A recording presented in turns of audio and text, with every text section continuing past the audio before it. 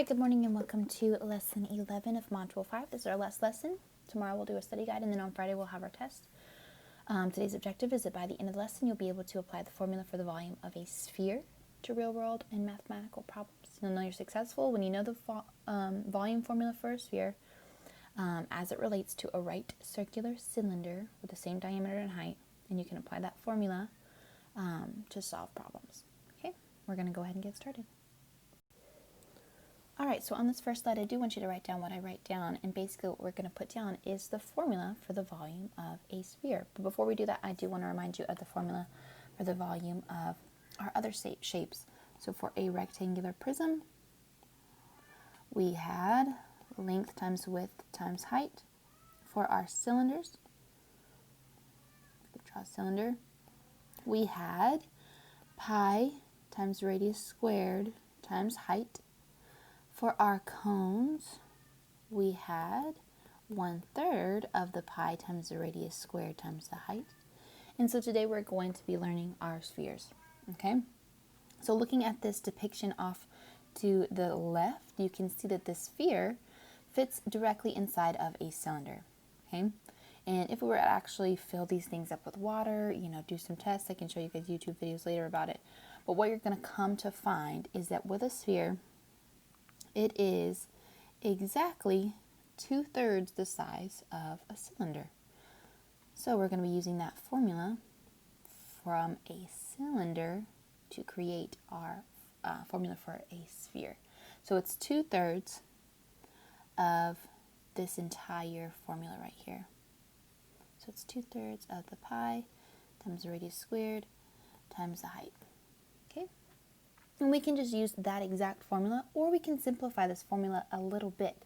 So the height of a sphere is the same as double the radius of a sphere, right?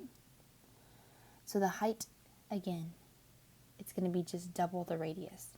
So there's a few different ways we can write this formula if you ever see it written differently. I just want you to know that it means the same thing. So this is the same as saying times 2 radius. Okay? Another way we could write this is by saying the volume is 2/3 of pi times radius squared times the diameter. All right? Because, the height of a sphere is actually the diameter of a sphere. And then the last way that we can write this is by distributing a few terms and simplifying it. So we would distribute these two things together, or combine them, not distribute. And then we would combine r2 or r squared times r. And so what the final formula would be like when it is simplified as much as possible is 2/3 times 2 is 4/3. Pi stays the same, and r squared times r is r cubed. So this is the most simplified version of the formula for a sphere. And we're going to be using this version today, but just know that if you ever see it written any of these other ways, it means the exact same thing. We've just done some simplification. And if all of that confuses you, just focus on this. Just memorize this and use it when you're finding the volume of a sphere. Okay? We're going to go ahead and get started with our examples. Alright, so the first example here, what we're going to do at the top of every single page is write the formula for the volume of a sphere. The more we write it, the more we see it, the more we read it, the more we will learn it, and the easier it'll be to memorize it. So the formula for the volume of a sphere, again, is 4/3 times pi times radius cubed. So the only number we really need to find the volume of a sphere is the radius. So right now I can see that the radius is 4 centimeters, so I'm just going to be changing this r to a 4. So this becomes volume equals 4/3 times pi times 4 to the 3rd power. All right. First thing we're going to do, order of operations says to do exponents first. So we're going to be doing 4 to the 3rd power first. Remember that 4 to the 3rd power is the same as 4 times 4 times 4. It's not 4 times 3. Okay. 4 times 4 is 16. Times this other 4 is 64. So my problem simplifies again, and it becomes volume equals 4/3 times pi times 64. Okay. From there, it doesn't matter what you multiply. If you multiply all three of these things at once, if you multiply two numbers together first, blah, blah, blah, it's up to you. I'm going to separate it and do one multiplication step at a time. So the first thing I'm going to do is pi times 64. And remember, pi is 3.14.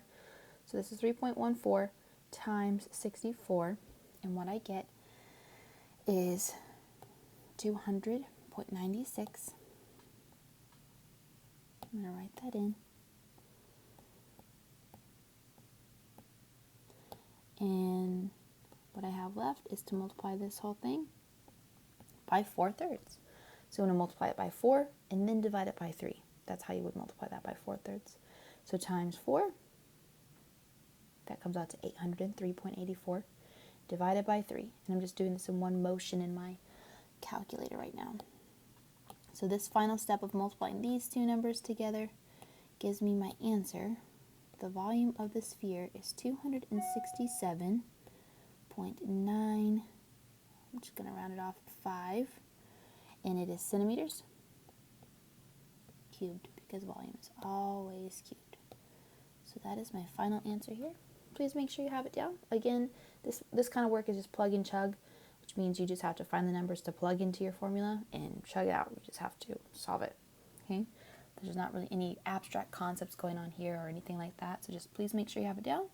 And again, the main thing to do is try your best to memorize this formula. All right? Moving on to example number 2.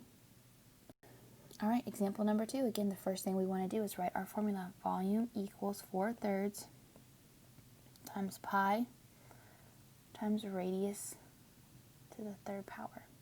Okay, first thing you want to do is fill in your formula with what you actually know. So we know that the radius of this is a 6. So this becomes 4/3 times pi times 6 to the third power. All right. Next step, what is 6 to the third power? Well, 6 to the third power is same as saying 6 times 6 times 6. 6 times 6 is 36. And if we do that times another 6, I'll do it with my calculator real quick, you get 216. So this becomes the volume equals 4/3 times pi times 216. Okay? From there, I'm going to multiply it by pi. Again, you can do whatever step you want. It doesn't matter. Order does not matter when you multiply. We'll get the same answer. But I'm going to times it by 3.14. And I get 678.24. So I got 678.24. Then I just multiply my last two numbers together for my last step here. It's going to be 4/3 times this number I just found. So I'm going to multiply it by 4 and then divide it by 3. And what I get? My final answer, 904.32. My measurement was in inches, and it's cubed because it's volume. And that's my final answer. Please make sure you have this down. One thing I do want to point out is that if you would like, you can turn this 4/3 into a decimal if you want from the very beginning. So 4/3, same as 4 divided by 3. This is the same as 1.3 repeating. It's up to you if you want to do that. You know that pi is 3.14. Okay, so again, the only thing you really need to find in order to solve the volume of a sphere is your radius, which is usually pretty easy to see with a sphere. Okay, make sure you have this down, and we'll move on. All right, example 3, a cylinder has a diameter of 16 inches and a height of 14 inches. So it's in a cylinder, which is this shape right here. Okay, what's the volume of the largest sphere that will fit in the cylinder? Well, if we're looking to fit a sphere in the cylinder, a sphere is the same distance on all sides. And so you can see that this side is 14. So the highest that this sphere could be is 14. And that means that the longest the sphere could be would be 14. So if it's 14 inches across, we know that it's 7 inches for the radius. okay? So halfway across the sphere is 7 inches, no matter what direction you go, because it's the same distance all around. So the one thing I needed to find was the radius, and the radius for a sphere that will fit within the cylinder is going to be 7 inches, okay? From there, I'm just going to solve for my volume. Remember, my formula is 4/3 times pi times radius cubed. I'm actually going to turn these numbers into decimals before I even start. 4/3 is the same as 1.3 repeating. Pi is the same as 3.14. And then the radius here is 7 inches, and we're cubing that. So this is my formula. Okay, the first thing I want to do is my exponents. 7 cubed. 7 cubed is the same as saying 7 times 7 times 7. Well, I know 7 times 7 is 49. Times another 7, I just have to do that in my calculator. And I get 343. Okay? So this is 1.3 repeating times 3.14 times 343. I'm just going to multiply all of these together in my calculator in one swooping motion. So 343 times 3.14 times 1.3 repeating. Remember, when I'm typing a bunch of threes because it's repeating. 1.33333. And I get the final answer of 1,436.02. I'm going to round it off there, inches cubed.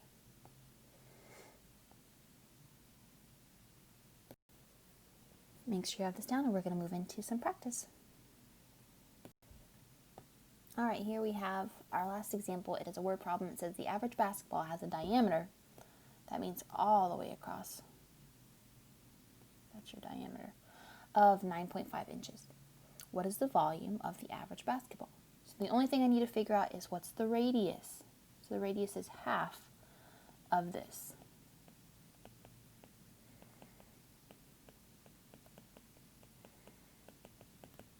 If I divide that by 2 and I find half of 9.5, I'll be able to solve this. So 9.5 divided by 2 is 4.75. So the radius is 4.75 inches. That's all I needed. And now I'm going to solve my equation. So the volume is 4/3 times pi times the radius cubed. In this case, my radius is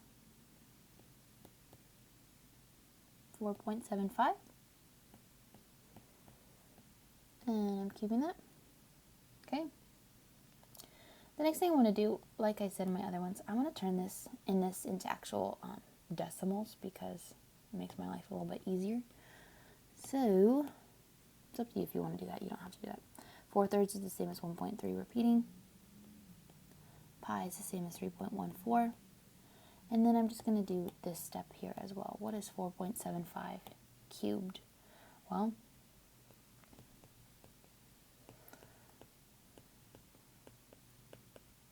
I'm going to have to do this math out in my calculator because I don't know this. 4.75 times 4.75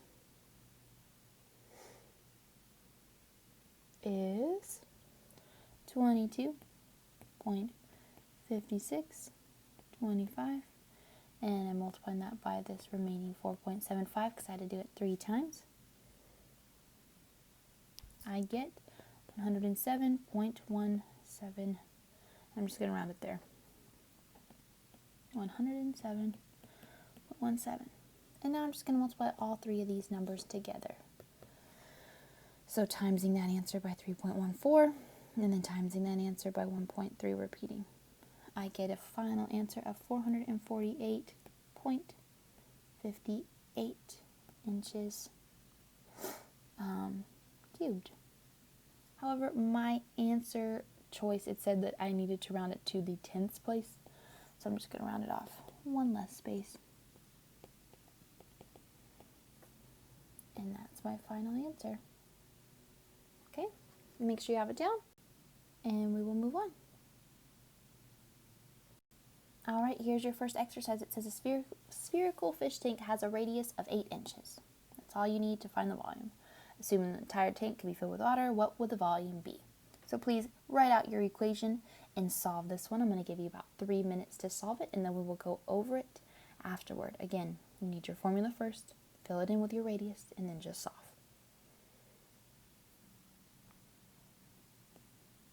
All right, the formula should be volume equals 4/3 times pi times radius cubed. The radius of this fish tank is 8, so it's going to be 8 cubed.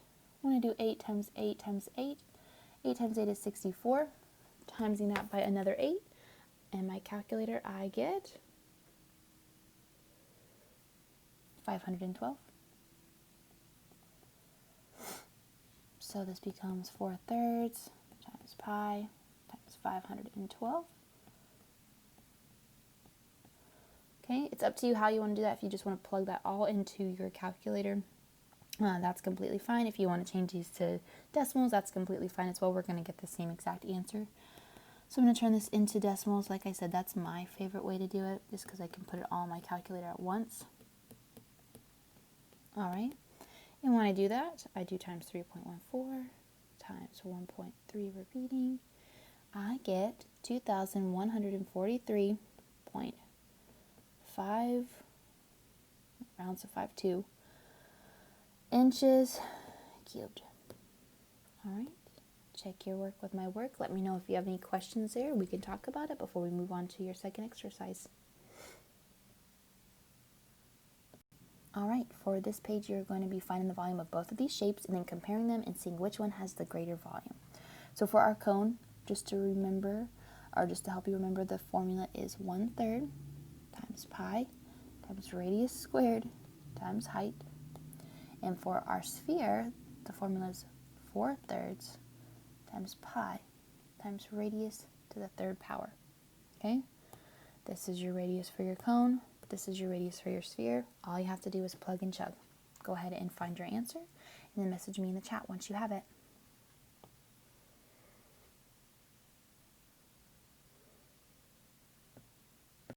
All right, go ahead and check your work with my work. For my cone, all I did was change my radius and my height to the numbers they gave me. Okay? And then I did my radius squared, which was 6.25. I then multiplied it by 12.6 and got 78.75. And then I multiplied all three numbers together to get my final answer for the volume of this cone being 82.425 millimeters cubed. For my sphere, all I did was change my radius to 2.8, and then I cubed that number and I got 21.952. And then I just combined it with my pi, times it by pi, times it by 4/3, and I got 91.906 millimeters cubed. I did round that answer off. And so looking at these, the answer to this question is the sphere has a greater volume.